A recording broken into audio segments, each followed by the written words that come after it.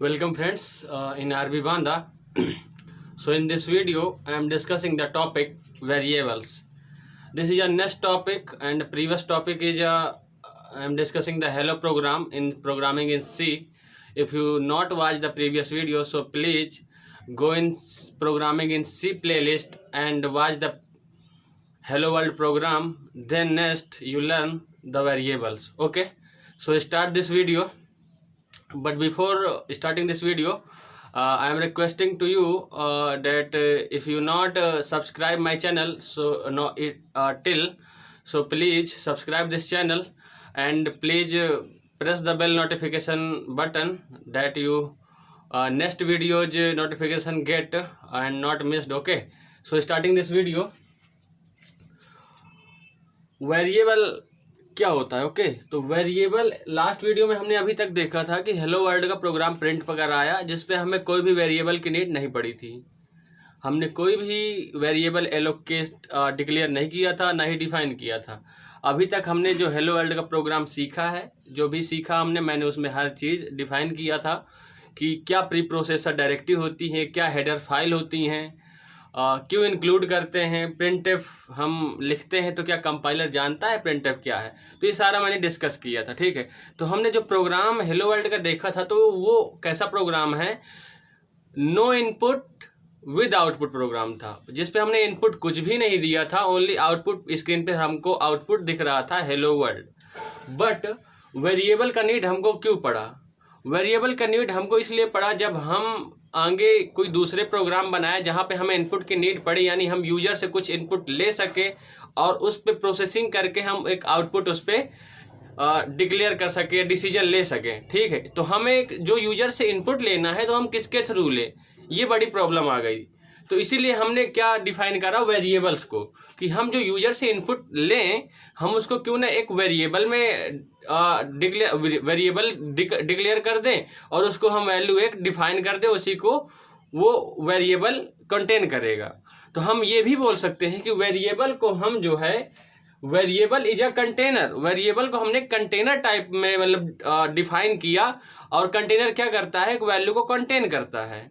तो वेरिएबल का भी यही काम था कि variable is a container that contain a value.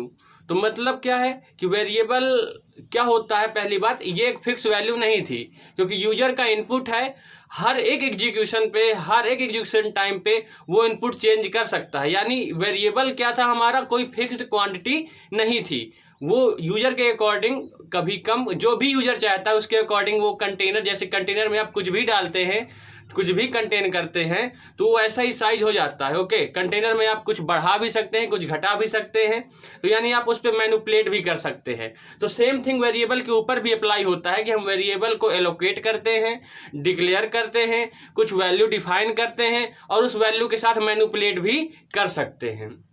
तो देखते हैं, variable is a container that contain a value and variable data mean that is very plus able. Very means very करता है, एबल मीन्स योग्य है, मतलब कुछ जो है रखने के योग्य है वो, तो उसे बोलते हैं हम वेरिएबल। मेनली फ्रेंड्स ये टू टाइप्स का होता है। ठीक, हम इसको डिफाइन करते हैं सी में, टू टाइप से, सी में या फिर किसी प्रोग्रामिंग लैंग्वेज की बात करूं। और इम्पॉर्टेंट थिंग फ्रेंड्स, जो भी यहाँ पे वेरिएबल और फंक्शन जो भी बताए जा रहे हैं ये किसी स्पेसिफिक सी के लिए ही नहीं है। अगर आप सी में सीख गए अगर इसके सिंटैक्स, तो आप कोई भी प्रोग्रामिंग लैंग्वेज में इसको अप्लाई कर सकते हैं, क्योंकि सारे इसके जो सिंटैक्स हैं मोस्टली जो है सिमिलर हुए हैं सारे प्रोग्रामिंग लैंग्वेज में। तो आप इनको एकदम करेक्ट सीखिएगा, क्योंकि वेरिएबल अब अभी आप सी पढ़ रहे हैं तो आप वेरिएबल देख रहे हैं, अगर आप पाइथन पढ़ेंगे वहाँ पे वेरिएबल है, अब अगर जावा पढ़ेंगे वहाँ पे है, सी शार्प, नेट, कोई भी लैंग्वेज अगर आप पढ़ेंगे तो आपको वेरिएबल, फंक्शन और आपके ऑपरेटर सारे सेम है, सारे सिमिलर है हर जगह। तो आपको एकदम ऐसा नहीं पढ़ना कि सी अभी सीख रहे हैं तो थोड़ा सा देख ले सी के लिए, ये आपका हर एक लैंग्वेज के लिए जो है इंपॉर्टेंट है। ठीक है, तो आप ऐसा मतलब बनाइए, नोट्स वोट्स बढ़िया बनाइए, जैसे कि आप ये एक दिन के लिए नहीं, मतलब काफ़ी दिनों के लिए पढ़ रहे हैं। आगे आप अगर आप कंप्यूटर साइंस के हैं तो आपके लिए बहुत ज़्यादा इंपॉर्टेंट है, अगर आपका यही फंडामेंटल है, आपके कई इंटरव्यू क्वेश्चन में ये आस्क भी किए जाते हैं। ठीक है, तो आप जो है इसको लाइटली ना लें, मतलब बढ़िया सा नोट्स वोट्स बना के बढ़िया सा करिए काम। तो अब हम देखेंगे यहाँ पे declaration part and definition part. हमको 2 टाइप्स के मतलब पार्ट मिले वेरिएबल के। पहले हम ये तो डिक्लेयर कर ले या डिफिनीशन कर ले। तो अब आइए समझते हैं डिक्लेयर करना क्या होता है। तो आपने देखा होगा कि मतलब अगर आप क्रिकेट के फैन ही होंगे मतलब तो ठीक है, सुनते होंगे कि ये चीज़ डिक्लेयर हो गई, ये मतलब घोषणा कर दी किसी चीज़ की। ठीक है, डिक्लेयर करना मीन्स घोषणा करना या अनाउंस करना।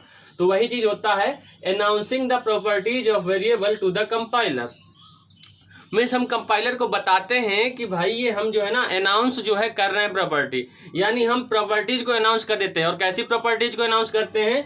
Size of the variable, variable का साइज को, और नेम ऑफ द वेरिएबल कि वेरिएबल का साइज क्या है और वेरिएबल का नेम क्या है, हम ये कंपाइलर को बता देते हैं डिक्लेरेशन पार्ट में। तो इसका मैं एक एग्जांपल आपको बता भी दूं। जैसे आपने इंट कर दिया ए, अब आप सोचेंगे इंट क्या है, लास्ट वीडियो में वॉइड बताया था। तो इसका भी टेंशन ना ले, नेक्स्ट वीडियो इसी के ऊपर आने वाला है। ये एक डेटा टाइप है, आप इसको अभी थोड़ा इस टाइप से समझ लीजिए। एक डेटा टाइप है जो कि बता रहा है कि किस टाइप का है। ठीक है, तो ये इंट का मतलब इंटीजर होता है। नेक्स्ट वीडियो में मैं सारे डेटा टाइप्स आपको बताऊंगा। इंट क्या होता है, फ्लोट क्या होता है, डबल क्या होता है, और बहुत सारे हैं। वॉइड क्या होता है, कैरेक्टर डेटा टाइप क्या होता है, स्ट्रिंग डेटा टाइप क्या होता है। आप टेंशन ना लीजिए, मैं सारा कुछ आपको, अगर आप मुझसे जुड़े हुए हैं तो आप कोई भी टेंशन मत लीजिए, आपको हर चीज़ क्लियर होने वाला है। जब मैं हर एक चीज़ को एकदम मतलब पूरा पोस्टमार्टम कर देता हूँ उसका, ठीक है, हर चीज़ बता देता हूँ, तो आप टेंशन बिल्कुल ना लीजिए। तो वेरिएबल में जो डिक्लेरेशन पार्ट होता है, जैसे इंट ए लिखा है, तो यहाँ पे क्या क्या चीज़ हमको डिक्लेयर कर रहा है, कंपाइलर को अनाउंस कर रहा है। पहली बात तो इंट आपका क्या है, डेटा टाइप है जो कि बताता है साइज वेरिएबल का। हमारा वेरिएबल हो गया ए, आपने मैथ में ही पढ़ा होगा वेरिएबल क्या होते हैं। मेनली हम ए से लेके जेड तक कंसिस्ट करते हैं। ठीक है, आप A B C X Y Z कुछ भी मतलब आप जो है वेरिएबल जो है डिक्लेयर कर सकते हैं। और वैल्यू कांस्टेंट तो जानते होंगे 1 2 3, ये मतलब फिक्स वैल्यू जो होती है उनको कांस्टेंट बोलते हैं। वेरिएबल जो वैरी करती है वैल्यू अपने अकॉर्डिंग, ठीक है, यूजर के अकॉर्डिंग। तो जो आपका देखिए डिक्लेरेशन पार्ट में है, तो पहला आ रहा है इंट। इंट आपको क्या शो कर रहा है, size of the variable, variable का साइज शो कर रहा है यहाँ पे। अब जैसे मशीन के अकॉर्डिंग इंट का 2 बाइट का होता है, 4 बाइट का होता है। अगर 32 बिट की आपकी मशीन है तो 2 बाइट का इंटीजर होगा। अगर 64 बिट की मशीन है तो आपका जो है 4 बाइट का होगा। अब ये सब टेंशन ना लीजिएगा, बिल्कुल ईजी है। नेक्स्ट वीडियो में आपको बताऊंगा। अगर आपको नया लग रहा होगा 32 बिट की मशीन क्या है, अभी आप एक भी टेंशन मत लीजिए।